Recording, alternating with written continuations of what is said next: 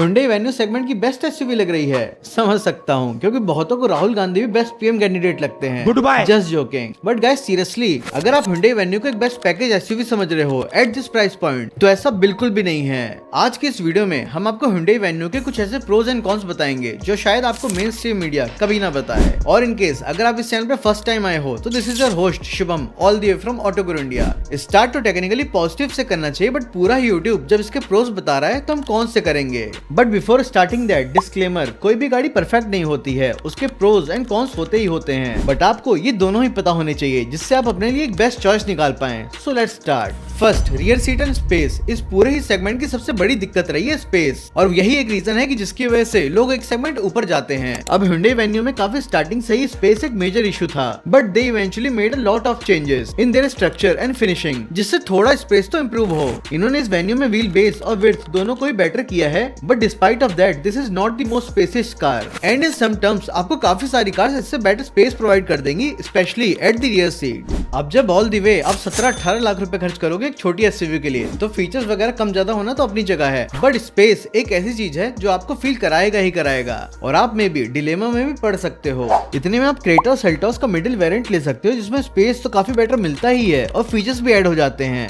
Second, ride comfort और bad roads. अब venue के इस प्लेटफॉर्म की यही दिक्कत है कि इतने ज्यादा कंफर्टेबल नहीं है ऑन बैड रोड्स, थोड़ी फर्म साइड पर है, बट ये एक प्लस पॉइंट है for the inline owners. But for normal owners जिन्हें उतने स्टिफ सस्पेंशन नहीं चाहिए, उनके लिए एक नेगेटिव बन जाता है। और जब कार फुल्ली पैक्ड हो तो इसमें आपको प्रॉपर बम्प्स और बैड रोड फील होने वाली है, even after getting 16 inches alloy wheels. जब बाकी के प्लेयर 17 इंचेस तक ऑफर कर रहे हैं, तो इट इज हाई टाइम जब Hyundai और Kia को अपने कार के सस्पेंशन पर काम करना शुरू कर देना चाहिए। Now third, pricing. अब इस पॉइंट को मैं प्रोज में भी रखूं, बट अगर आपको एक फुली लोडेड डीजल वेन्यू चाहिए तो आपको ऑल द वे 18 लाख तक पे करने पड़ सकते हैं, और अगर आपको चाहिए पेट्रोल तो 17 लाख तक। और ये शायद पहली बार हुआ होगा कि नॉर्मल वेन्यू के कंपैरिजन में वेन्यू एन लाइन ज्यादा सस्ती है एट 17,40,000, बट इतना भी नहीं कि एक सब 4 मीटर कार की प्राइस एक स्कॉर्पियो जितनी हो जाए। अब ये सब तो फिर भी ठीक है, बट वेरिएंट डिस्ट्रीब्यूशन ब्रांड की थोड़ी अजीब है और थोड़ी कंफ्यूजिंग भी। Coming back to the point, 17-18 lakh price इसके अकॉर्डिंग काफी ओवर प्राइस्ड है, और सेगमेंट की बाकी की कार्स आपको इससे सस्ते में मिल जाएंगी। अब ये आपका टेक है कि आपको इसके फीचर्स इतने वर्थ लगते हैं कि आप इसके लिए 18 लाख तक दे दो। Fourth,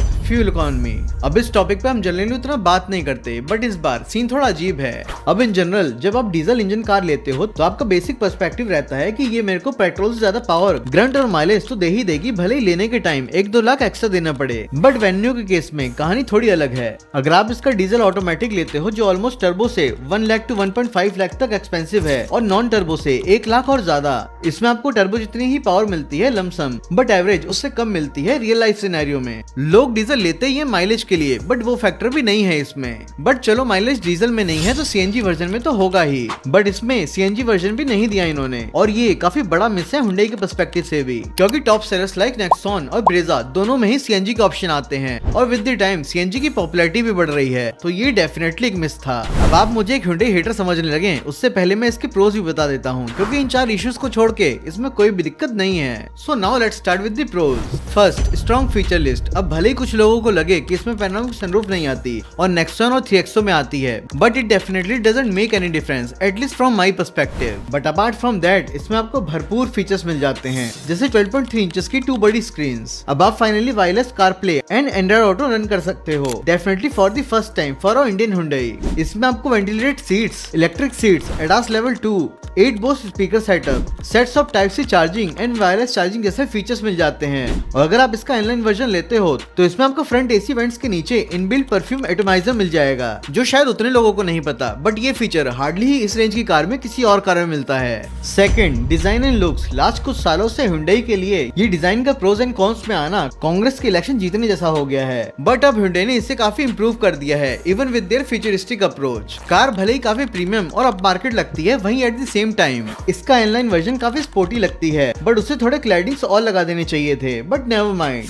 beat the front, the alloys या फिर इसका रियर साइड अभी भी थोड़ा पोलराइजिंग है, बट विद द टाइम ये भी ठीक हो जाएगा। मूविंग टू द इंटीरियर, सिर्फ डिजाइन और लेआउट की बात करें तो ये क्रेटा या अल्काजार से भी ज्यादा प्रीमियम है। इसके नॉन एलाइन वर्जन के colour choice literally on point है, बट एलाइन में जो स्टीयरिंग व्हील आता है वो किसी लग्जरी कार से कम नहीं है। Literally kudos to Hyundai. Third, multitude of options. हम एक 100 ml की परफ्यूम की बॉटल लेने की जगह 20-20 ml की 5 ले लेंगे ताकि हमें 5 अलग अलग फ्रेग्रेंस मिल सके।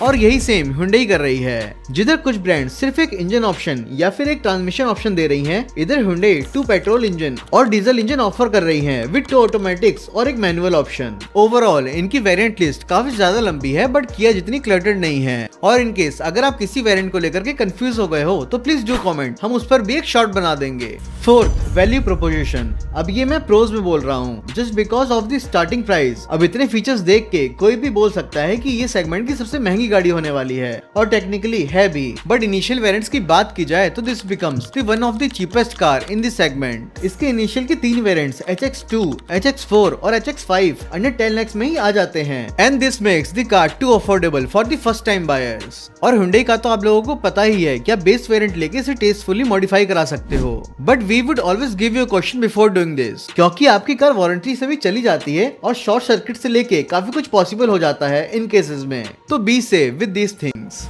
Number 5, safety. अब अभी तक ऐसा कोई भी टेस्ट हुआ नहीं है तो I can't be too confident about the safety, but एक चीज है कि हुंडई ने इसके स्ट्रक्चर को स्ट्रॉन्ग रखने के लिए पैनोरामिक सनरूफ का बलिदान दिया है, और इसमें इवन किया सिरोस वाले प्लेटफॉर्म का भी यूज किया गया है जो ग्रैंड i10 में भी यूज होता है। अब सिरोस में 5 स्टार रेटिंग आ गई है तो शायद इसमें भी ऑन पॉइंट ही रहे, but we need to wait for the results. But अगर पैसिव या एक्टिव सेफ्टी फीचर्स की बात की जाए तो ये वेल लोडेड है एज पर द कॉम्पिटिशन। अब इस वीडियो में हमने थोड़े बहुत कुछ पॉइंट्स को नेग्लेक्ट किया है to give you proper insights about in the shorts, और इसके बाद we are planning for the Tata Sierra long video about what we can expect. So stay tuned for that and have a safe drive.